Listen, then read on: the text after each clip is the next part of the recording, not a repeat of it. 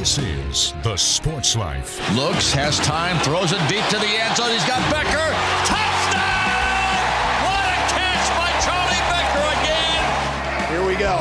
Snap is good. The ball's placed down. The kick is up. And the kick is good! Dominic Sabata will walk it off. And Michigan survives at Wrigley. And they do, and welcome into the Sports Life with Will Tiemann and Dalton Shetler. Two magic moments. Don Fisher gives us a call as Indiana keeps its national championship hopes alive and Big Ten title hopes alive with an incredible catch. And what about Michigan? They're just living on the edge, but they're winning. And at the end of the day, that's all that counts with that great field goal at Wrigley, courtesy of Doug Karsh and the Wolverines of Michigan. They don't ask how, they ask how many. That's exactly right. Well, as for our show today, we're going to take a look at the Michigan football program. It was a group, Dalton, that nobody thought was really in contention for much of anything. But they are now. They're in contention to make the college football playoffs. Still got a long road to hoe with a win over Ohio State maybe in the process of that. But it will be interesting to talk about, and it's interesting where the Wolverines find themselves. Another team that kind of, you look up and all of a sudden they have a case for the college football playoff, the USC Trojans. And we're going to be joined by Jordan Moore of their radio network to take a look at the Trojans and their resume ahead of their matchup with the Oregon Ducks in Eugene this weekend. And on the court, not basketball court, well, it can be basketball court, but we're talking volleyball. Nebraska volleyball is undefeated so far this season. Seems like they're running maybe towards another national championship bid. We'll be talking with the voice of Husker volleyball, John Baylor, later on. They fill the place up. They never lose. I mean, come on. What isn't there to love? I mean, yeah. Is it boring in Lincoln? That's right. You never lose, right? Anyway, what about our Sounds of the Week? For Sounds of the Week, let's go ahead and take a look at State College, PA first, because interim head coach Terry Smith of Penn State picked up his first win as the guy for the Nittany Lions. Did so in East Lansing with a win over Michigan State. And he talked earlier this week about what Penn State means to him. My dad graduated in 68. It's all we know. I'm from a small town called Aliquippa, Pennsylvania. And it's not a very nice place. And my dad, through his education at Penn State, moved us to the other side of Pittsburgh, to Monroeville, Pennsylvania. And he gave us a better life because of his education here. And it taught our entire family about possibilities in life. And you can be whatever you want to be. And this place has done so much for me and my family. I think we have 9 or 10 family members that have Penn State degrees. I have, I think, 3 that are students now, family members. This place is special. It's amazing. It's you know, I just want to give back to it. I just want to make sure I'm holding my end up of the bargain and putting out a team that everyone can be proud of. What a strong moment and emotional moment from Terry Smith, the interim head coach at Penn State. And he finally got a football win. Yeah, that was a really neat moment, and to hear how much it means to him, boy, how do you not get kind of the goosebumps around that quote from Terry Smith?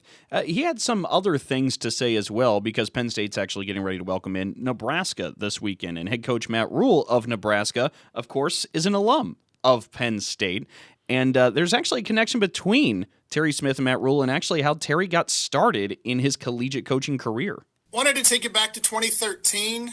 How did that process come about of Matt hiring you on his first staff at Temple? What was Matt Rule like then, and what brought you to work? What brought you to Temple to work with him? Yeah, that was kind of a unplanned hiring, I guess. Back then, I was the head coach at Gateway High School and the athletic director there. Matt Rule came in to recruit one of my players, and long story short, I had a past player of mine that went to Ohio State, and he came back to visit me. He was going through some life-changing decision-making, and so I'm sitting there talking, discussing, blah, blah, blah, whatever. Matt Rule sitting there listening to the conversation. And long story short, Matt appreciated my care for my player at that point.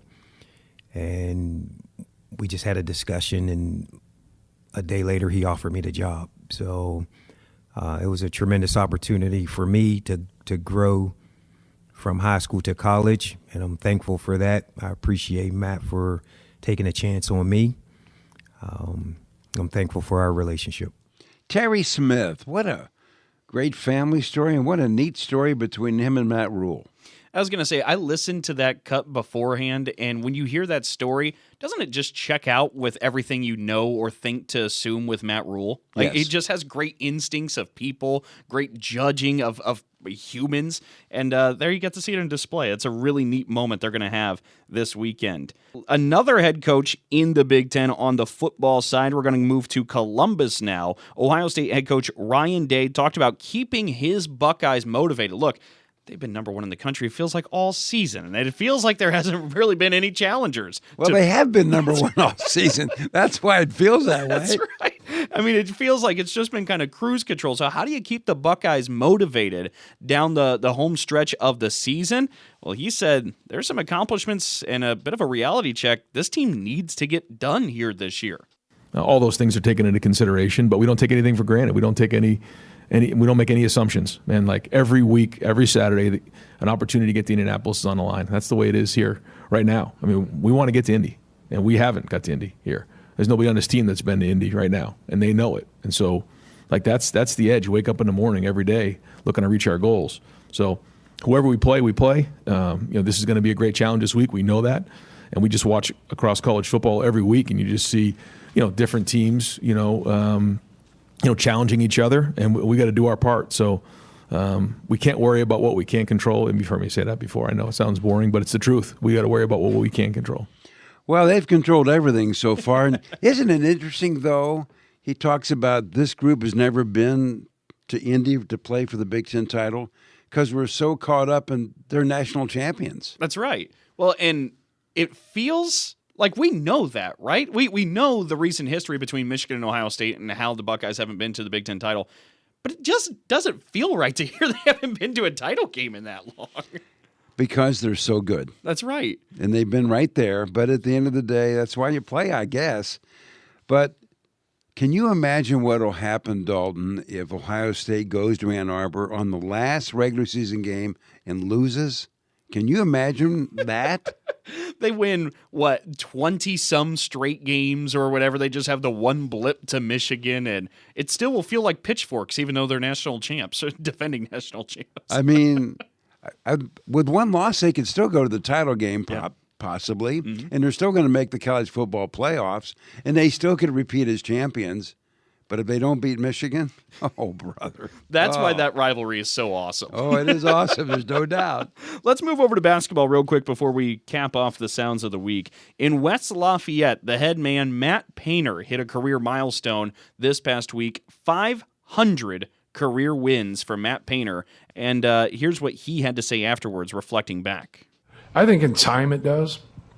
Right now we have a really good team, and I'm, trying to take in this win, not really the number of the win, but just take in the win and wake up tomorrow and get ready for Memphis.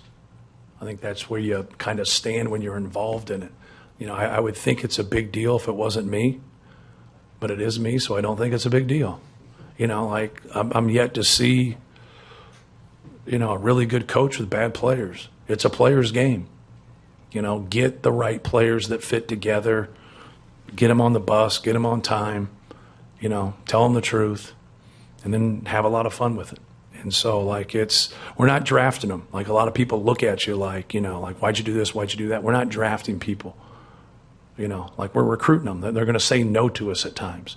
But how you navigate after people tell you no, like that can really help or hurt your team. But sometimes you're up against it, especially with size. That's why we try to get out in front of a lot of things in recruiting, to really help us. But it's still a difficult task to put a team together at times. I think it's even more difficult in today's game. But just try to learn from it and not be stubborn and do what's best for Purdue. Matt Painter, You know, it's interesting.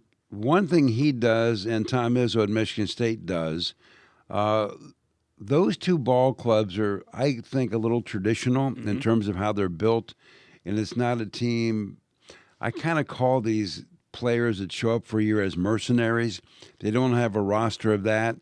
And at the end of the day, I think when this Big Ten basketball season is over, the two teams that you're going to see at the top of this thing are Purdue and Michigan State. I think that's maybe really fair to say. And what's fascinating to me is you're right. It feels like in ways Purdue and Michigan State kind of look in a mirror at each other when it looks at those programs.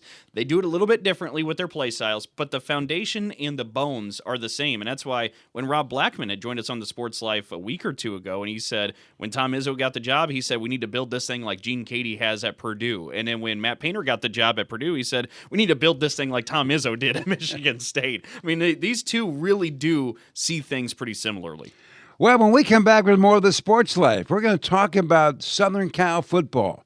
Believe it or not, USC is in the hunt for maybe a shot at making the college football playoffs. It's all coming up in just a moment.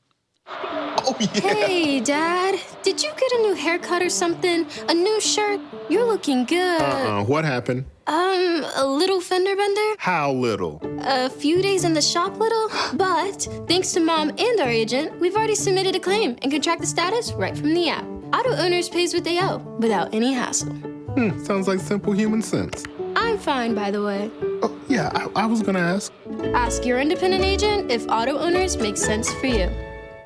Every kid deserves a chance to feel safe, to have their own bed, to be loved and cared for. That's why I love my foster parents. They make me feel like part of the family. Raise hope and foster dreams for one of 13,000 Michigan children in foster care. Visit michigan.gov/hope for a home or call 855-MICH-KIDS. That's 855-MICH-KIDS. Sponsored by the Michigan Department of Health and Human Services and the Michigan Association of Broadcasters. Do you hear that? That's the sound of uncertainty lurking under your hood. You know the feeling. I know I do. That sudden sinking sensation when you see a check engine light or your car unexpectedly breaks down and you're faced with sky-high repair bills. It's time to shield against unexpected repairs with CarShield. CarShield is America's most trusted auto protection company and has an A rating with the Better Business Bureau. Don't let the fear of a breakdown keep you up at night. Trust the Shield, CarShield, and say goodbye to terrifying repair bills and hello to peace of mind. Your plan also comes with 24/7 roadside assistance, courtesy towing, rental car options, and so much more. Don't wait till it's too late. Call CarShield now before a breakdown. Protect your wallet. Protect your car with CarShield. Get our best protection ever. Call now. You'll thank me later. 800-965-1292. 800-965-1292. That's 800-965-1292. We'll be back with more in a moment. This is the Sports Life.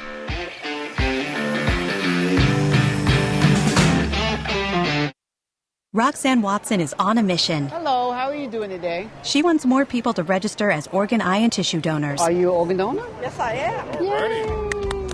My goal is to sign up the most people in the United States. What drives her? Roxanne's own life was saved through the gift of a heart transplant, made possible by an organ donor. I decided that day that I was going to devote myself to the cause of organ donation and signing people up and honoring my donor by doing that. Now she's back to health, and she's a powerful force helping to save lives every day through her work. Imagine what you can make possible by leaving behind the gift of life. 8 people can be helped with the major organs, and up to 50 people can be helped with a little bit of everything. And when you think about it that way, that you could help that many people, it's amazing. It really is. Learn more and sign up as an organ, eye, and tissue donor. Go to organdonor.gov. A message from the U.S. Department of Health and Human Services, Health Resources and Services Administration.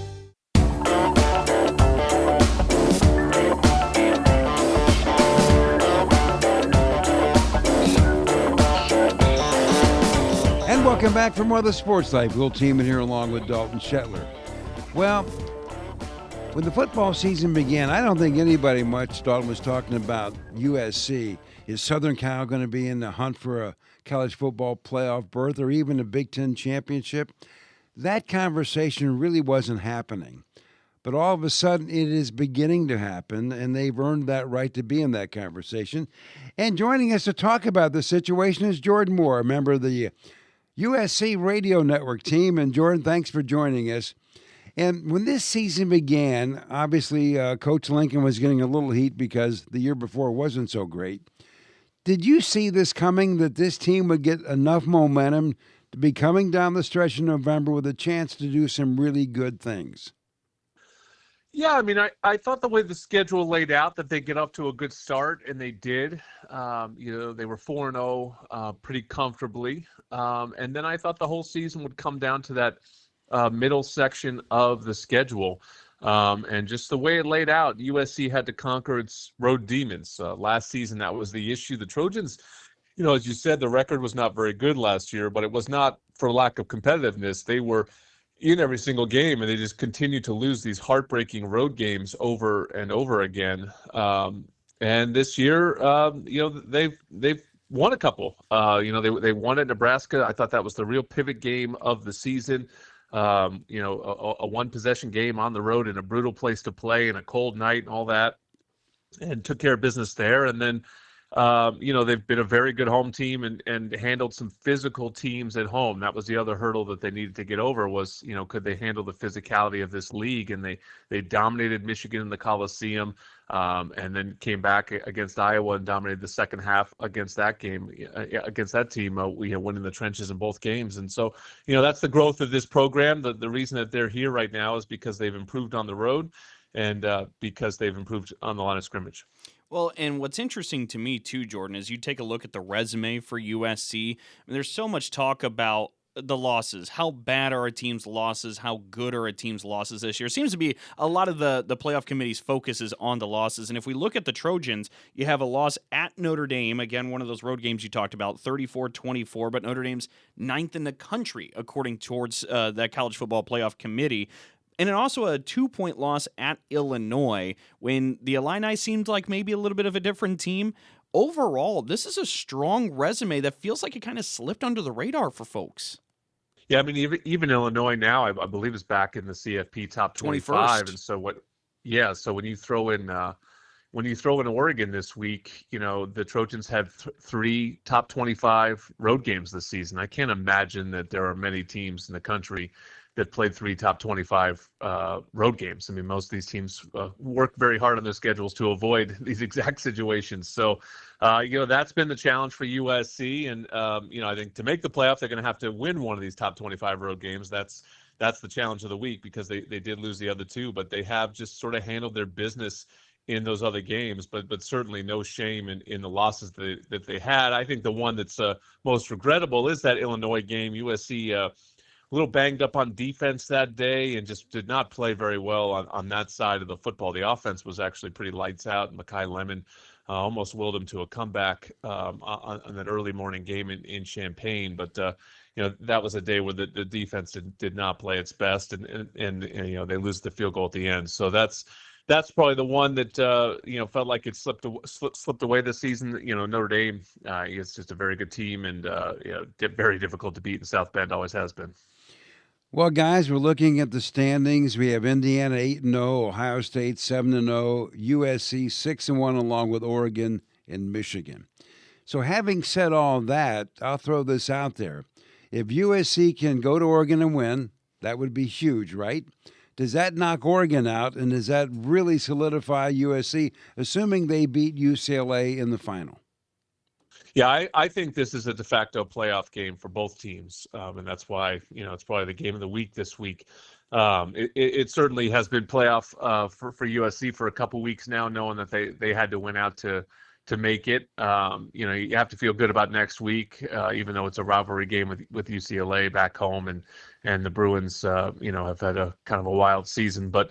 Winning at Oregon, extremely difficult if you can get a win of that caliber. You guys talk about, resumes and avoiding bad losses, but, this would be quality win right near the top. Obviously, Indiana has done it already, and that's why they're at the top of the list among everybody's resume. But for USC, I think this makes them a lock if they were to win out.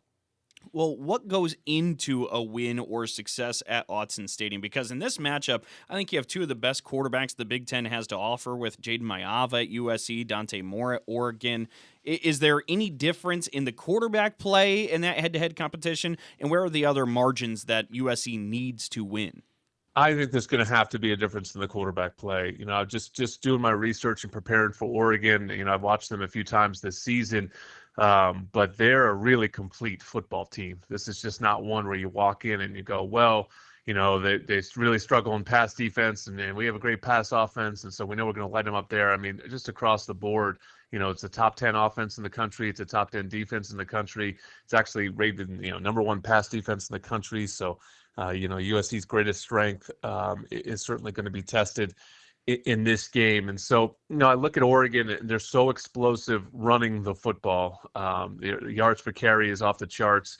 They got a couple of guys that are just real game breakers, and USC's run defense has been, kind of hit or miss lately over the last few weeks. So, the Trojans are going to have to be tough there and then force Dante Moore to try to win the game. And you kind of just need Dante Moore to have a dud game, I think. I think turnovers will play a huge role. USC has not won at Autzen since 2011. So it's not an easy place to play. It's not an easy team to play against. But, I think USC's feeling like it's peaking at the right time and just simply needs to put its best game out there. And maybe Oregon doesn't. Jordan, you're one of the 4 new members. We're talking now title runs. We're talking about playoff potential wins, and we're talking about you going to Oregon, and we're talking about the Big Ten. I mean, is it settled in with everybody that this is not the Pac-12 anymore? It is the Big Ten, and that's what you're trying to win? Well, for sure, and I think that I think the teams have stood out and done really well across the board. I don't know how much everyone follows every sport, but I certainly do. And I think that the 4 West Coast teams have been a real boon to this conference. And Oregon went in the league last year in football and ran through it and won the league. Ultimately Ohio State, took them down in the playoff and won it all. But Oregon has been pretty dominant in football since coming in. USC's was okay last year and have this season.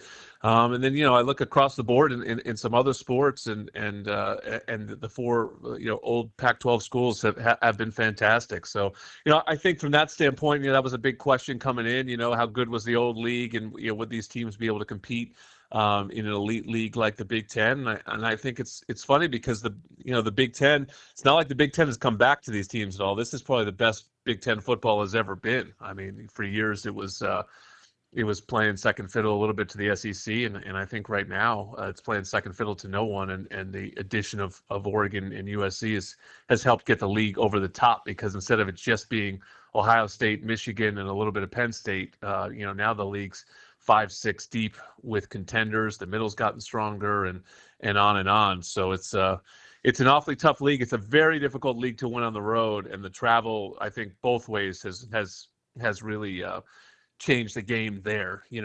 Everyone looks at, talks about how hard it's been for the West Coast schools going east, and because they have to do it so much more. But I don't think the East schools going west have fared much better. We saw Penn State's season unravel, having to come to UCLA. Michigan got dominated at the Coliseum, so it's not easy either way. Well, I'm going to tell you guys something, a secret. The coolest thing about Southern Cal for me joining the Big Ten, right? I've been out to your guys' place for one football game and one basketball game. When the band fires up Tusk, that is so cool. That is like my favorite moment. Did you see what happened 2 weeks ago? Two weeks ago, Mick Fleetwood was in attendance and played the drums with the band to Tusk. So that would have really been the apex for you.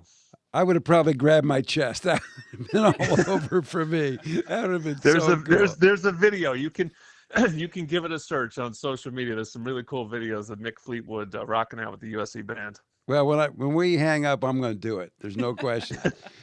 Well, Jordan, I hope you guys have a great broadcast. Appreciate you joining us. Thank you so much. So there you go. Some of the thoughts from Jordan Moore from the USC Radio Network. And when we come back with more of the Sports Life, we're going to take a look at another team trying to get some quality wins and get into the college football playoffs, and that's Michigan. It's all coming up in just a moment. So, got one for you, boss. Oh, yeah? What's black, white, and dented all over? I give up. The company truck. I know, but thanks to our agent, we've already submitted an insurance claim and can track the status right from the app. Auto owners pays what they owe without any hassle.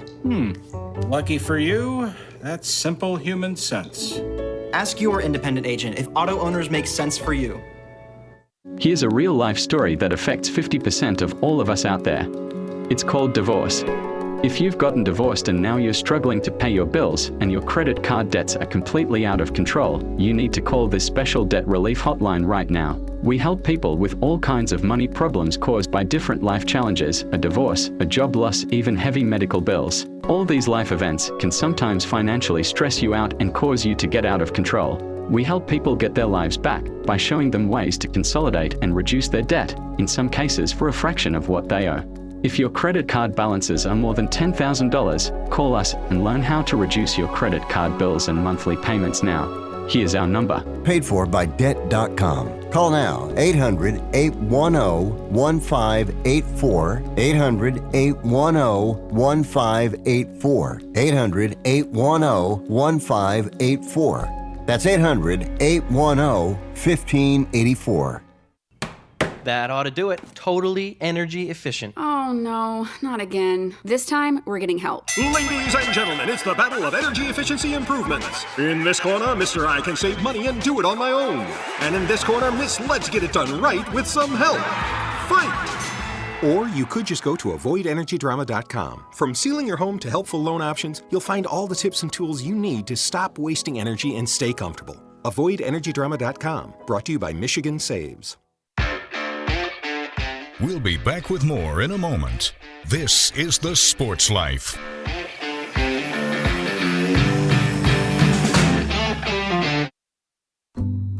Unlike other health concerns, mental illness is not always easy to see. Depression won't show up on an eye chart, and you can't measure it on your bathroom scale.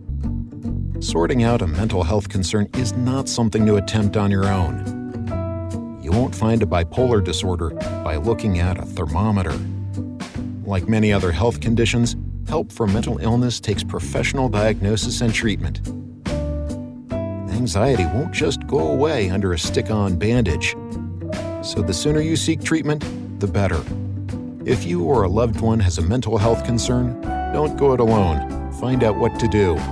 For 24-hour free and confidential information and treatment referral, call 1-800-662-HELP. Learn more at samhsa.gov/support. That's samhsa.gov/support.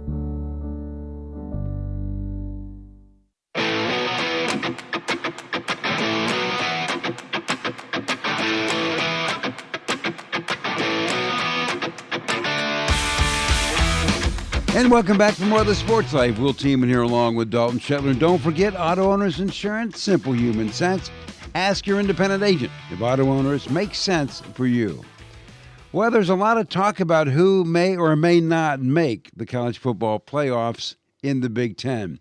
And one of the teams that was not in any of the conversations in the preseason was Michigan. We talked about what? Ohio State, Penn State, maybe Indiana, maybe Illinois, Oregon. No Michigan.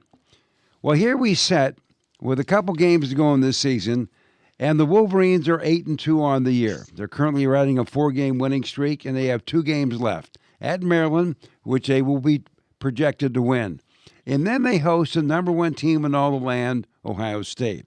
And a win there could really upset the apple cart in terms of who gets where. So, having said that, we've asked Brian Boesch to join us from the Michigan Radio Network. And as we go through this scenario, Brian, what is the feeling in Ann Arbor about these last 2 and the chance of getting back into the college football playoffs? Well, guys, thanks for having me as always. I think there's certainly been some lack of confidence just based on how the last few games have transpired. Michigan needing pretty much all 60 minutes to hold off Purdue, then their second bye week, and then coughing it up 5 times and still finding a way to win at Wrigley Field over Northwestern on a game-winning field goal. If Michigan plays like they played against Purdue or Northwestern, heck, if they play that way this weekend in College Park, it might be tough to get out of there with a win, let alone facing Ohio State next week. Now, the amazing thing is that they have found their way to 8-2. It has not been pretty by any stretch of the imagination. But yeah, in this 12-team era, Michigan, if they can finish 10-2, they'd have probably the best win in the country by beating Ohio State. That's how impressive the Buckeyes have been through their first 10 games of the season. So yeah, I think it's more than anything else, a great opportunity for a pretty young team, true freshman quarterback, true freshman emerging wide receiver, and Andrew Marsh, young offensive line, a ton of pieces, freshman through fifth-year guys in the defensive side of things. It's good experience for them to play this, but we all know how this goes. You don't put in all this work from January till now just to get ready for next year. They believe that they have a shot. They do have a shot. They've been in playoff mode since they lost their second game at USC, and they've won 4 straight against Ohio State. Buckeyes should be favored in that game. They will be favored in that game next week. Michigan's just trying to set it up to where they can make it as important as it deserves to be by being 9-2 and probably playing for a CFP spot in that game. Well, Brian, you mentioned that Michigan has found their way to 8-2. It hasn't been pretty all the time for the Wolverines, but sometimes we mark that as the characteristics of a good football team. If you find ugly ways to win, as long as you're still winning, is that kind of what you're seeing here, or are there some sloppy different areas that really concern you down the stretch here? I think through October, Dalton, it was a pretty good football team. November has not been there. Purdue's one of the worst teams in the league, and Northwestern, they're tough. They play their tails off, and I thought they had a really good game plan. Michigan was able to kind of just – it really was a defensive win more than anything else. I think this is a very, very good defense. I think this is an offense that certainly has more potential than the one had last year, and at times we see it. It's not a surprise that over the last 5 games, Michigan has had 1 turnover-free game, and that was their one game during the stretch where you really felt like you saw Michigan at, B+, A- type of a performance, and that was at home against Washington in a battle at the time of 2 teams that were still kind of hoping to make a late playoff surge. Michigan's hung around and done it defensively. I don't know if they're quite as good as that defense that went into Columbus and pulled the upset last year, but they have a shot to be. They have the upside of that. Offensively better. And one area that's really cost them and almost cost them against Northwestern is special teams. Michigan has scuffled mightily in that game. Dominic Zavada was, in my estimation, I know he didn't win the award, but he was the best kicker in the country last year. Only missed 1 kick. He missed 2 in that game. 1 was from 60. You get it. He just missed it, but he missed 1 from 34 yards early on in the ball game. That made that last one that actually did go through and got the Michigan win a little nerve-wracking. But special teams, I don't think they're going to win Michigan a game this year because they've come close to losing some games this season. They just need to be neutral, execute on offense, and then let the defense try to go win it for them. Brian, pressure is always a big part of everything, and the pressure is mounting to win because the stakes are high. Within that Michigan locker room, are you feeling anything like that? Yeah, I mean, there's always pressure at Michigan. There's always pressure in the Big Ten, right? You got 18 proud programs that believe that they have the resources, the talent, the effort to, maybe not all of them go into every season saying we can go to the college football playoff, but they believe they can hit the upper bound of what their range of outcomes can be. And Michigan's upper bound was always going to be to make the college football playoff. Was it the 50th percentile outcome? No, probably not, but it was probably pretty close, right? And Michigan's had a unique schedule where they've played 6 road games as of this weekend against Maryland. This is a team that has shown flashes, especially defensively.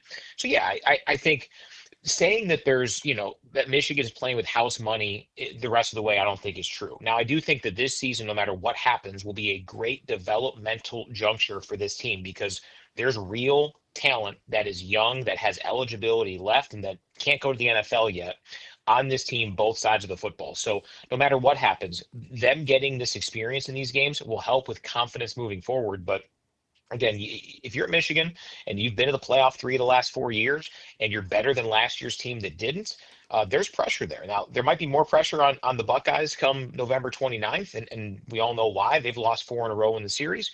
But there's pressure on Michigan, too, because we've all seen in that rivalry how one result that changes the norm, or the recent norm, can really flip it. Ohio State owned Michigan for almost 2 decades, and now Michigan hasn't lost to them since 2019. You know, it's interesting. You keep going back to the youth of this Michigan football team, and it's really highlighted and led by the quarterback, Bryce Underwood. There was so much hype about Bryce Underwood coming into college. We've seen the highs. We've seen maybe some growing pains at times for Bryce Underwood. What has been your evaluation of the freshman star quarterback? Yeah, Dalton. I mean, he is dripping with talent. You see the tools, the physicality, the arm strength, all of it. I think now it's about refining the processing, the decision making, because he's had a couple of freshman games here. Is it the freshman wall? We'll see, right? Like it certainly has that type of vibe, but he has the opportunity here in the last 2 games, and for Michigan, hopefully beyond that, to find a way to break through it. I mean, he's had 3 interceptions in the last 2 games, had 2 picks the entire season before then. He's made some mistakes. He's, I think, a little off on some reads, but we saw the flashes against Washington earlier in the season. I thought he made some really solid throws against Wisconsin. Like, it's there. You see why he was the number 1 overall prospect. But yeah, I mean, it's not quite there. And I think the expectations for whoever is the number 1 quarterback in the country who plays as a true freshman are always going to be unfair, whether it's at Michigan or any other school. Because if you're that highly touted, people just expect, oh, well, this must be easy. But it's a huge jump from Belleville High School to the Big House, or Wrigley Field, or the Coliseum, or Norman, or Lincoln, all that. So the other aspect of him that I've liked is the running game has continued to be a big threat. Now, I'd still like to see him slide more. He's a tank. He's going to be fine in most cases, but you want your quarterback to protect himself a little bit more. But his running game, which was a question early in the year, has really become a key part of what he can do, what this Michigan team can do. But yeah, the talent's there. And now here's his chance to really put a stamp on what's been an inconsistent, but I think a long-term encouraging season. I'm going to throw something out to you, Brian, you, Dalton. It dawns on me, and I think we had talked about this, with no divisions in the Big Ten and only the top 2 guys going. For a lot of schools, you're going, what am I playing for? Because I can't win the West or the East. I'm out of it. But because of the college football playoffs, I mean, I don't think anybody thinks Michigan's going to win the Big Ten, right? Correct. But yet they still have something to play for, which I think is kind of a neat thing. And who would have thought a college football playoff would put more interest in the Big Ten regular season, because we know who's going to play for the championship, we think. Yeah, well, I think it's an interesting question, but you do realize in this case, once you do hit that 3rd loss, then it just becomes completely irrelevant, right? Washington was a trendy topic in October, and I thought deservedly so. And they've had some intriguing wins, and I think they've got some unique pieces that are younger. But once you hit that 3rd loss in the Big Ten or the SEC or SEC, and then the ACC and Big 12, if you hit your 2nd loss, you're kind of an afterthought. So it definitely is. I think it adds more pretty big games, but there is, I mean, if Michigan were to have been undefeated and Ohio State's undefeated, then that luster from that game, which was so good in 21, 22, and 23, goes away. So I'm all for more teams being involved, but it is interesting thinking how elite you had to be in order to make the college football playoff in the 4-team era, where, I mean, Michigan wouldn't be much of a topic. So yeah, there's some give and take to that for sure. And obviously Michigan is thankful that this is a year where they have the 12-team playoff, because it might have changed some of the conversation points for many teams, Michigan and elsewhere, around the Big Ten in previous seasons. I was going to say, one of the takes or downside of it is it feels like that game in Indianapolis in a couple weekends, who really cares? I mean, it's really just about being in that college football playoff. Indiana would care, and that's what I think is really interesting, Dalton, because a Big Ten championship at IU would resonate for decades. Now, who knows? Maybe Kurt Cignetti has this thing humming for a decade plus.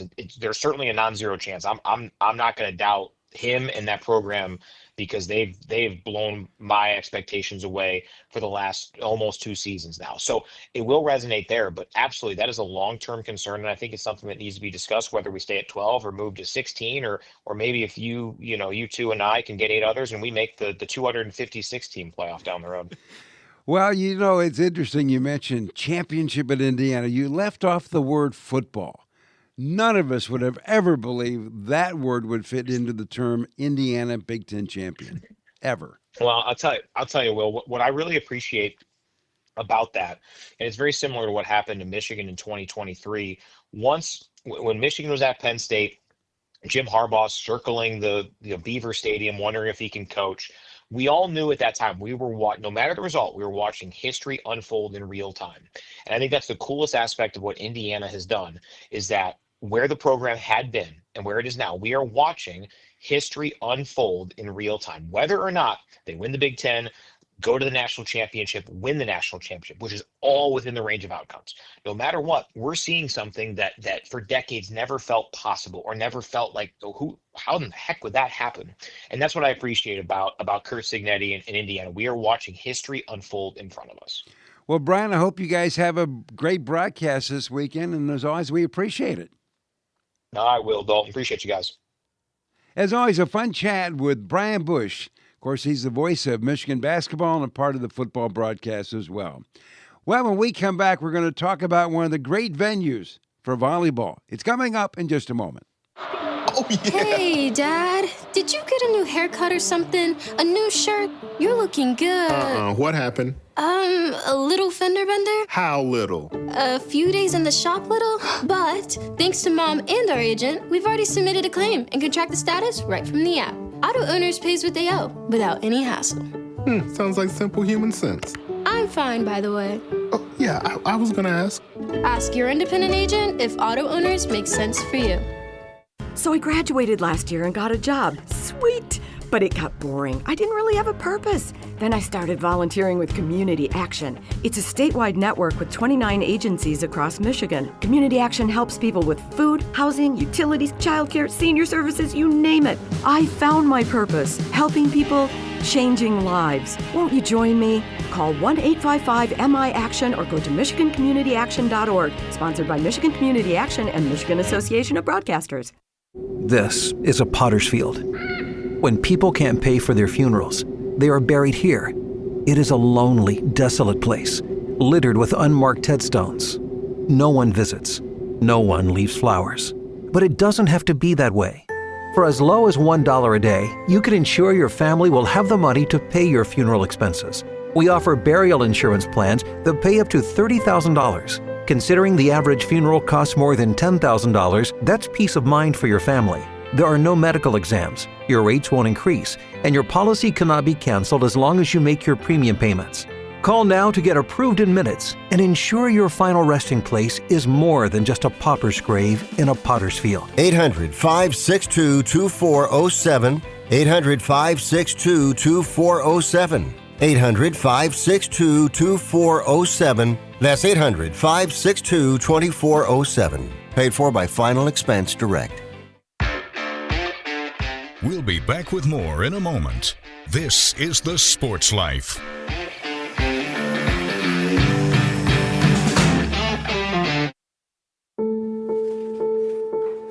We all make choices.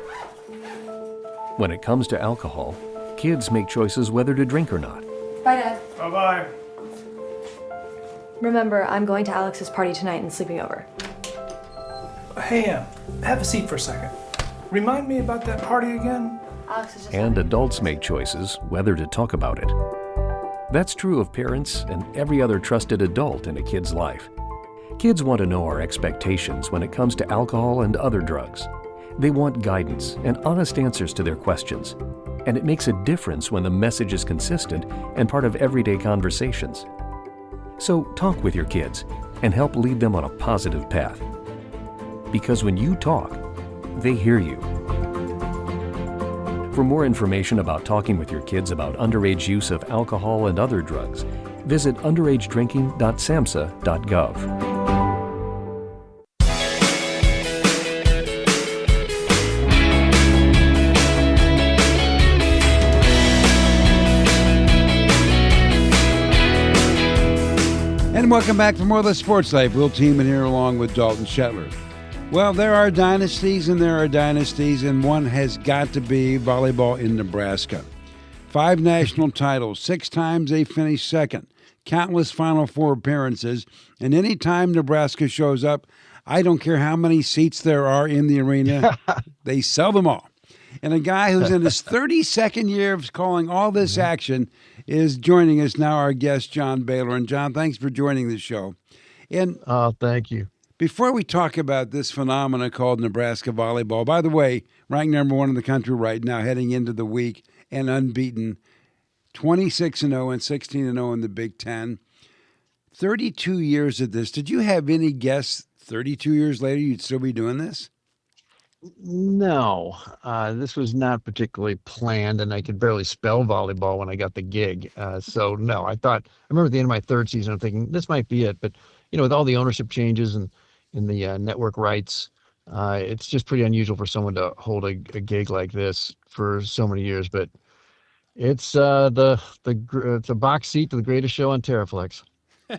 Well, that it most certainly is. And that greatest show is in a new chapter this year. Long-time head coach John Cook ended up retiring from Nebraska, and you have a new head coach there. And what do you know? Without skipping a beat, off to that undefeated start Will mentioned just a couple of moments ago, how have things been different in Lincoln, and how are they still staying up to the same standard? Boy, she fits like a glove. I mean, Danny Busboom Kelly comes from here. She grew up about 20 miles south of Lincoln. She played for the Huskers, won a national championship in 2006, went to Louisville, and in 8 years won 82% of her matches. And in the last 4 years, won 88% of her matches. And now with the run this year, since the beginning of 2021, Danny Busboom Kelly has won 91% of her matches. So just a stunning Midas touch she has with coaching. So what stayed the same are the standards, the expectations, the success on the court, the connection with the program at the top, and the knowledge of the history and the expectations. What's changed is she's just really enjoying the ride and letting them scrimmage a little bit more in practice, letting the players have a little more control. I mean, they just seem to have a lot of fun right now, and Danny's enjoying it herself on the sideline. She's laughing, and Coach Cook, he was an old guard coach. I mean, he certainly had softened in the last 10 plus years and evolved, but he retired when he was 68 years old, and here's Coach Danny Busboom Kelly, who just turned 40, just had her second child, and so there's we've got a 3-year-old boy running around at the hotel on the road. I mean, so there are a lot of changes in just her approach, but there are certainly a lot of similarities. It's one thing for us, John, to talk about what's going on right now, but where did this all start? At some point, when did volleyball in Nebraska become part of the fiber? It's amazing, but where did it all start? What triggered this? Well, I grew up in the early 70s in Lincoln and never heard of volleyball. It was non-existent. And then we got a coach named Terry Pettit who started in 1977. He just was an evangelist. He was not the most extroverted guy. He's a very cerebral guy, but he just decided, you know what? He's not just going to focus on wins and losses. He's going to focus on growing the pie, growing the sport, and locally first and then ultimately nationally. And he just started piling up all these Big 8 championships, and it was just so lopsided. Nebraska just won conference title after conference title annually in the old Big 8 and then the Big 12 until Texas really got rolling after Terry retired. Really, the Huskers under Terry Pettit were just synonymous with success. The Coliseum, which used to seat 4,200, started getting filled up every match starting in like '88. And so when I got back into town in '93, there was this phenomenon of Nebraska volleyball, this juggernaut. It was filled with in-state kids, and just like boys, we grew up wanting to play for Husker football. Girls in the state wanted to play for Husker volleyball, and so many of our national championship teams have had in-state kids from Papillion and Omaha and Ogallala and Bertrand and small town Nebraska with 2,500 citizens. Like Cambridge, Nebraska, the ratio of national players of the year to stoplights is 1-0. Christina Hotelling won the National Player of the Year, but there's not a stoplight in town. That's how they built this program. And then John Cook made it even bigger. You know, it's interesting. We've talked a lot about Nebraska and selling out crowds and everything else. There's so much talent. I mean, you bring up some of the former names. There's still currently the star of Harper Murray, but if people haven't been paying attention to this year's squad, this year's edition of Husker Volleyball, first off, shame on them. But, you know, there is a lot going on with football, the basketball seasons, hockey, everything. Who do people need to pay attention to down this stretch and for the postseason? Well, it's really a team effort. When we played number 17 USC in their home floor, the Galen Center in Los Angeles on Sunday afternoon, jam-packed crowd, biggest they've ever seen, more than 9,000 there. You had one Husker got 8 kills, another got 9 kills, and 3 others got 10 kills. So what you have to say is that the star of the show right now is Bergen Riley, the setter. And in my opinion, she's one of 4 in the conversation for National Player of the Year. Setter has not won that award since Madison Lilly did it in 2020, the COVID year with Kentucky. And then before that, you got to go all the way back to 2014, Micah Hancock. Anyway, the setter's numbers don't jump off a page like, Tori Stafford right now for Texas hitting about 500, about 400, more than 5 kills a set. But what she's done is created all these stars and really made them blend together in this cohesive unit, which absolutely puts team first. And it's just, you notice it when the set's off. But that's how terrific she has been to date this year. So I think if the season ended right now, Bergen Riley would be my choice for National Player of the Year. But she's the one who gets hidden, right? Because you're watching the big swings, the kills, the caroms, the kabooms. Those are coming from Harper Murray. Andy Jackson is one of the great athletes. She's a generational. She's not a once a decade athlete. Andy Jackson's a once a generation athlete. So they're great athletes, but the one that makes it all hum is the setter, Bergen Riley. John, the Big Ten. There's Nebraska. There's Wisconsin. There's Penn State. These are major programs that have won national titles. Does it surprise you at all that the best conference in all the land is the Big Ten, basically Midwest teams? No, because the power of the sport moved eastward geographically when the West Coast really kind of embraced the sport initially, but they didn't support it. There are no fans at Pauley Pavilion when UCLA is playing. There's maybe 1,000. Now against the Huskers, they had 10,300, but 70% red. But I'll say this year, Will, that the Big Ten's not the best conference. In the country. Penn State's way down. They lost Izzy Stark for the year. That's a tragic story. Wisconsin's looking better now that Charlie Feuerbringer's back as their starting setter.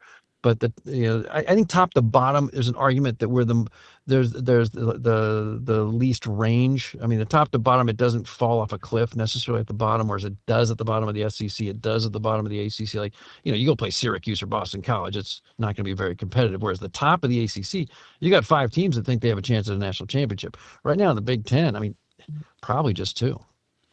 Well, John, as always, appreciate the time. Good luck the rest of the way. Good fun. Great to talk to you guys anytime. John Baylor, the voice in Nebraska volleyball. Back with our parting shots in just a moment. So, got one for you, boss. Oh, yeah? What's black, white, and dented all over? I give up. The company truck. I know, but thanks to our agent, we've already submitted an insurance claim and can track the status right from the app. Auto owners pays what they owe without any hassle. Lucky for you, that's simple human sense. Ask your independent agent if auto owners make sense for you. So I graduated last year and got a job. Sweet! But it got boring. I didn't really have a purpose. Then I started volunteering with Community Action. It's a statewide network with 29 agencies across Michigan. Community Action helps people with food, housing, utilities, childcare, senior services, you name it. I found my purpose, helping people, changing lives. Won't you join me? Call 1-855-MI-ACTION or go to MichiganCommunityAction.org. Sponsored by Michigan Community Action and Michigan Association of Broadcasters.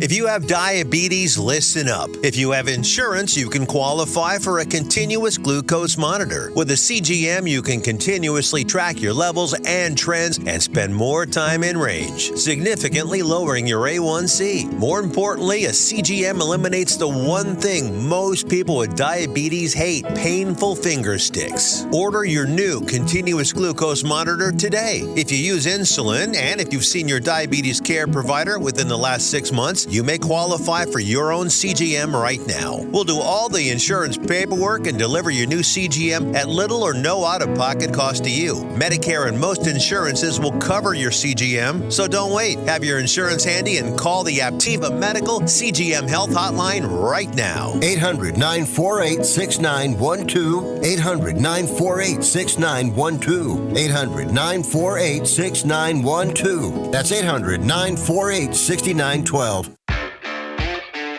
We'll be back with more in a moment. This is The Sports Life.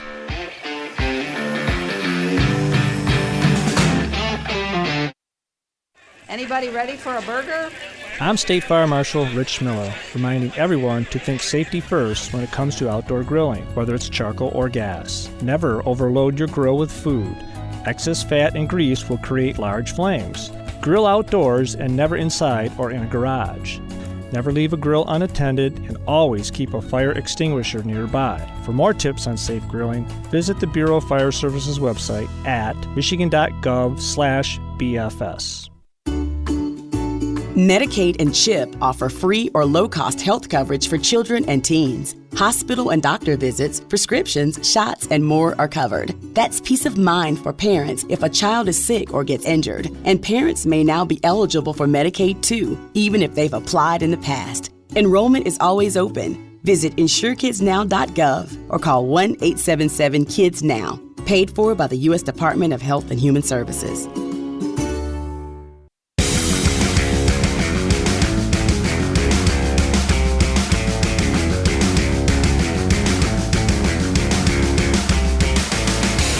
And welcome back for more of the Sports Life. Will Tiemann here along with Dalton Shetler. Well, we've had a fun show this week, trying to figure out who or who may not get into the college football playoffs from the Big Ten. And it's always interesting to me to talk about Nebraska volleyball. It's one of the great phenomena in the world of sports, period. So we have now worked our way to our parting shot. So, Dalton, what are you thinking? Well, first off, a reminder to everybody to make sure you check us out and follow us at Sports Life Now on X. That's again at Sports Life Now. We'll have everything posted there. But for my parting shot, I'm taking a look at the school in Ann Arbor, the Michigan Wolverines, because what a moment they're having right now for their athletic department. We talked earlier about football and the case maybe that the Wolverines could push for the college football playoffs yet again. But on the basketball court, the women's program, off of a 39-point win against a ranked Notre Dame team, now is ranked 6th in the country, and the men's program is 7th in the nation. That's the first time ever that the men and women of Michigan have been ranked in the top 10 at the same time. So they're doing some great things on the hardwood floor, but also on the ice.